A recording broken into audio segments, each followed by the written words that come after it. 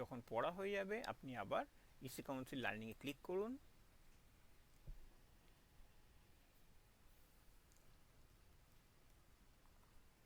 আপনার আগের পেজটা দেখতে পাবেন যেখানে আপনারা লগ আউট করার অপশন পাবেন।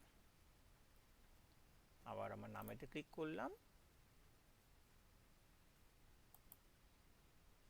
করে লগ আউট। কোর্স করার পর অবশ্যই লগ আউট করবেন এবং লগ আউট হয়ে গেলে আপনারা জানিয়ে দিলেন ইসি কাউন্সিলকে অনলাইনে যে আমি লগ আউট করে গেছি। এরপর যদি আবার কেউ আপনার মেটেরিয়াল অ্যাক্সেস করতে চায় তাকে কিন্তু আবার আপনার পাসওয়ার্ড দিয়ে ঢুকতে হবে, এবং যেটা আপনি ছাড়া কেউ জানবেন না। এবং পাসওয়ার্ড কোথাও কখনো লিখে রাখবেন না, সবসময় মনে রাখতে হবে যাতে কি না আপনার পাসওয়ার্ডটা কখনো কেউ মিস ইউজ না করতে পারে। তো এই হলো কিভাবে আপনারা এনরোল করবেন।